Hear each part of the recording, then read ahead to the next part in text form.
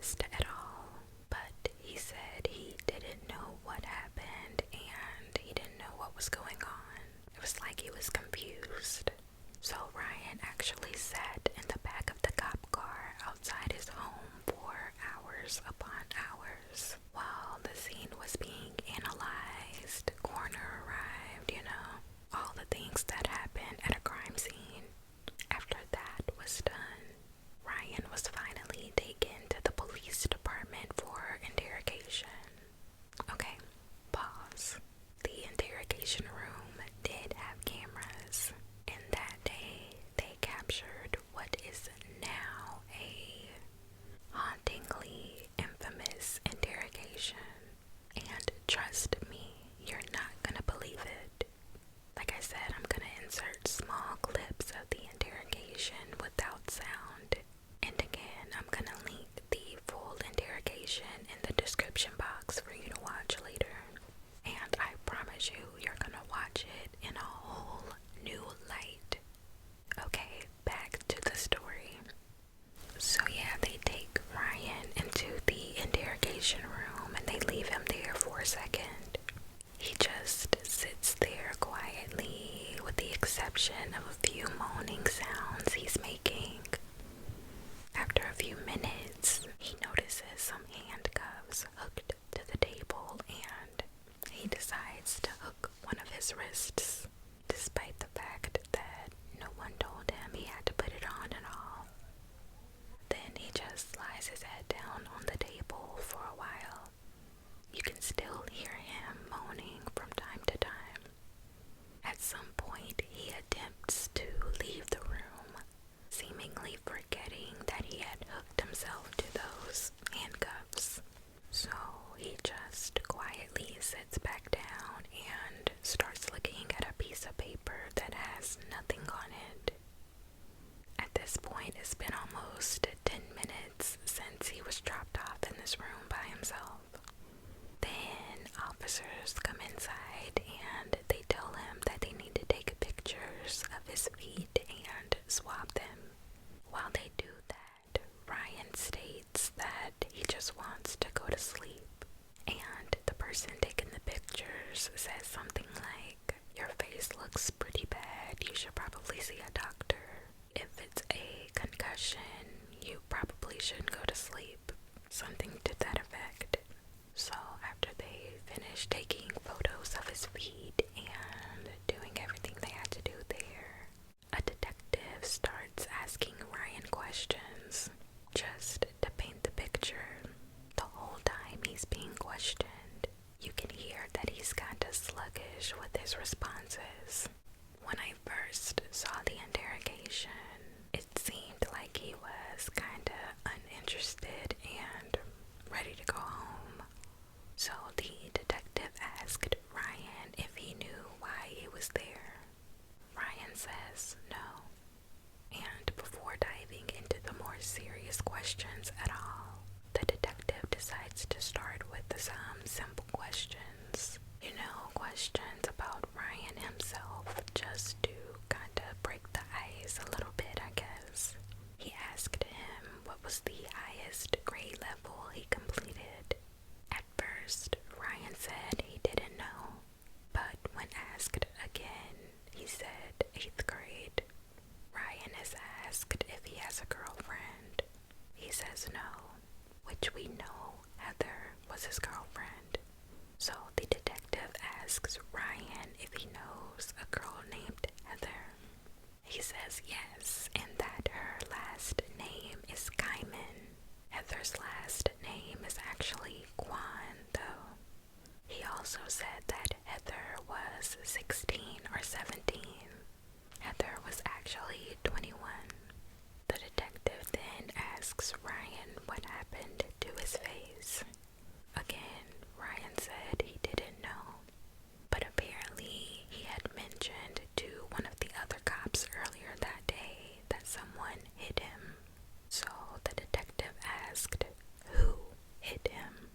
Ryan says he thinks it was Heather.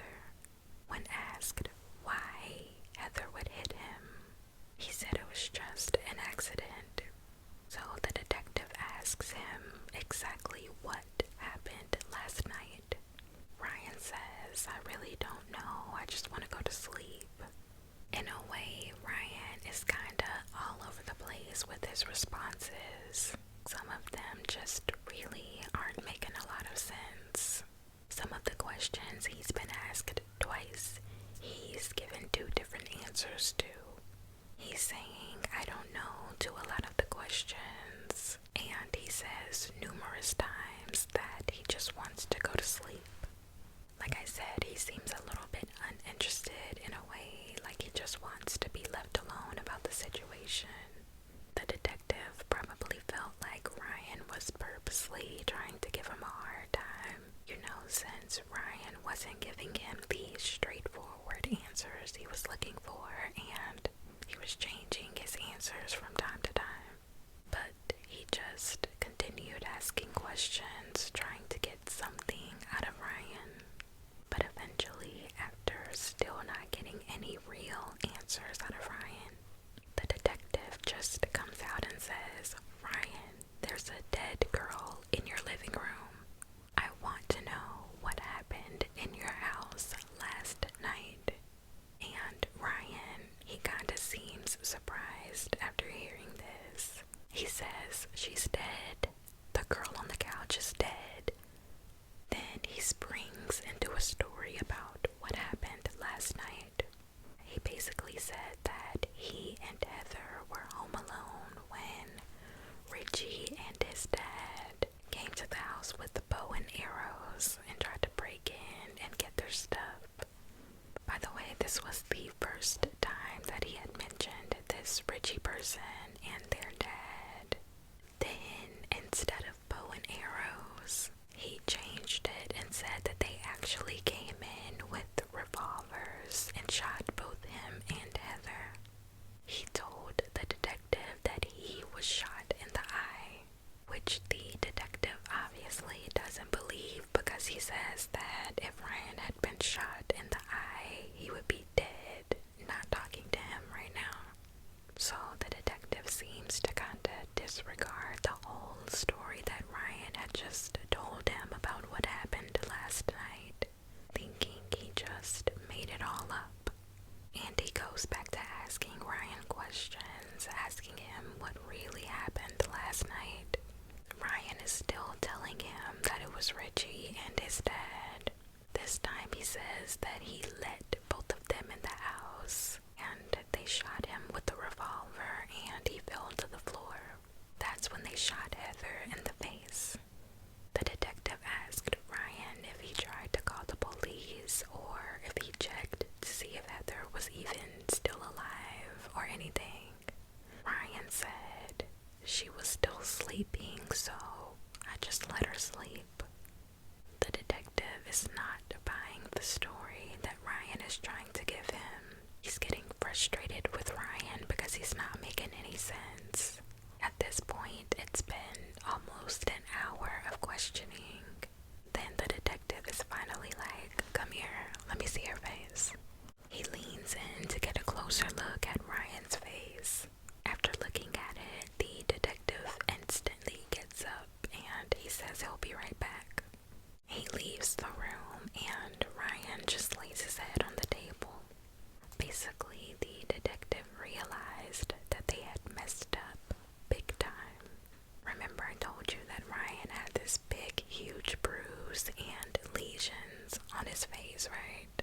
Well, when the detective gave his face a closer look, he was able to see that those lesions were actually bullet holes. That's when it all clicked in the detective's brain. Ryan is not the killer. He's actually a victim too. We were all wrong. Now, hold on. Let's jump back. This is what really happened. So actually, 2 days before Christmas on December 23rd, Ryan and Heather were home alone just doing their own thing when these two people showed up at their back door trying to get inside. It was the Richie person that Ryan had mentioned and Richie's dad, Larry. Now, Richie was actually Ryan and Heather's roommate at one point, but apparently Richie started flirting with Heather, which caused him and Ryan to have an altercation. Richie was put out of the house and apparently this upset him a whole lot. He wanted revenge, so he and his dad hatched up this plan. And that brings us to Ryan and Heather's back door. Richie and Larry showed up to the house with guns, and they're trying to get into this glass door. But Ryan sees them, and he manages to get over to the door before they're able to get in. As he's attempting to push the door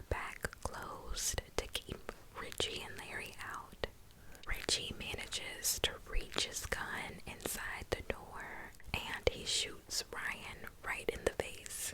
That bullet entered and exited his nose. When it exited his nose, it went into his eye and got lodged in his brain.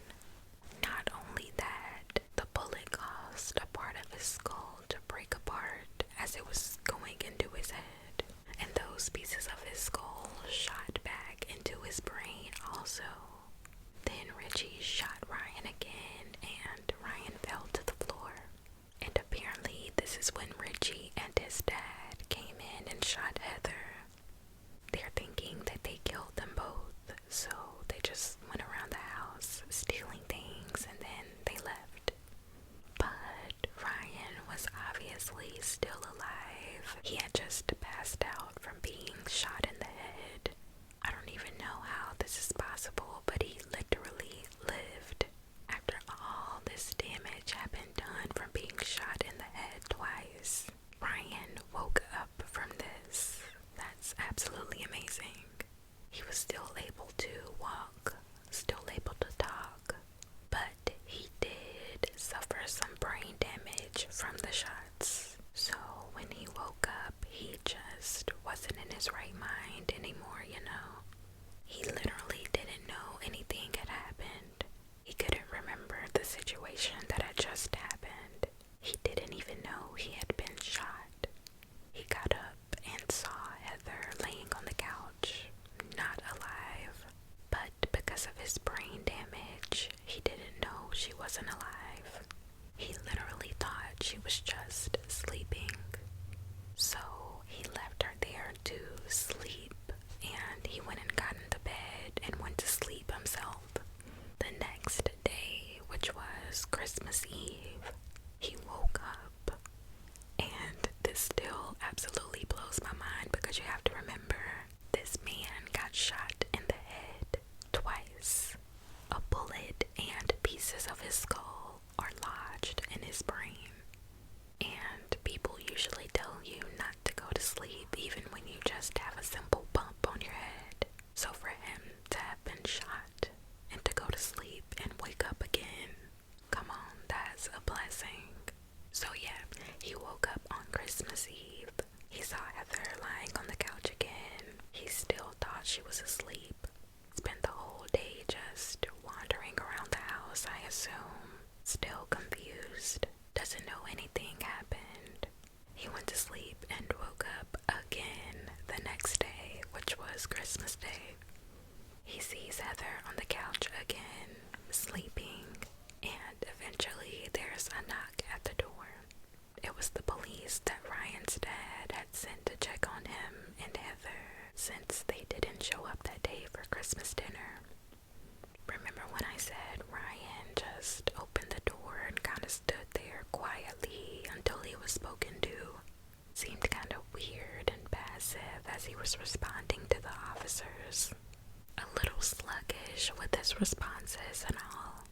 Kept saying that his head hurt and he just wanted to go to sleep, and that he didn't know what happened. It wasn't because he just wasn't interested. It wasn't because he was trying to give them a hard time. Ryan was suffering brain damage, and this non-reversible damage was getting worse and worse every second that passed by, even though it might not have seemed that way on the outside. If you noticed, not once did I mention the police officers getting any medical help to look at Ryan's eye to check and see if it was okay. Not even after the person taking the pictures of his feet mentioned that he should see a doctor. Ryan opened the door. The police saw Heather. From the looks of it, it seemed like Ryan and Heather got into a fight. Heather hit Ryan. Ryan shoots Heather. Ryan is a killer in their eyes. So all they're pretty much worried about is getting Ryan to confess to killing Heather, completely disregarding the fact that Ryan has these visible injuries and maybe, just maybe, they should be checked out. They just shoved him in the back of a cop car and left him there for hours as they took note of the crime scene. Remember, his brain damage is getting worse by the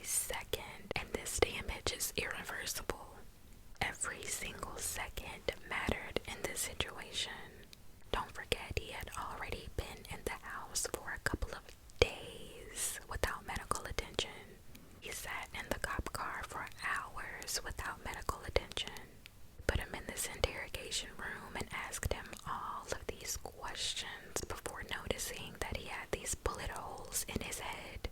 All the while, the damage is getting worse and worse inside his head right before our eyes. When they finally did notice the bullet holes, they called for help.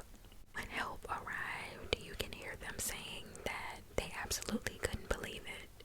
Because really, when you think about it, it's almost impossible for anyone to survive the type of injuries that Ryan had. But he was alive, walking, talking. Like, how? Ryan was taken to the hospital and immediately put into surgery. He had to get a huge part of his brain removed and also his eye. After this, he was never the same. He couldn't take care of himself anymore, but luckily his parents were able to. From then on, he also suffered seizures due to his injuries. He lived 10 years after the incident, but one of his seizures would ultimately take his life. All of this was tied back to being shot and not receiving the medical attention he needed right away. He was just 28 years old when he passed away. Richie is now serving a life sentence, and Larry, he eventually got arrested and is doing some time. I'm not even sure how much at this point. Just sick. Goodness. That story was absolutely unbelievable, right? Go watch the interrogation now that you know what's actually happening the whole time. It's so sad, but it's so amazing that he was actually able to just hold on like he did, trying his best to give these people answers that he seriously didn't have. It's also amazing how once he was told that Heather was dead, he was able to somehow remember bits and pieces of what happened. Even though what he told them was pretty rocky, he still managed to give them enough information to at least point them in the right direction, you know, to find the people who actually did the crime. And to think that when Ryan said that he had been shot in the eye, the detective says, "Really? You've been shot in the eye? If you had been shot in the eye, you'd be dead." And the way he said it, I really want you to go watch that interrogation when you have time. Absolutely unbelievable.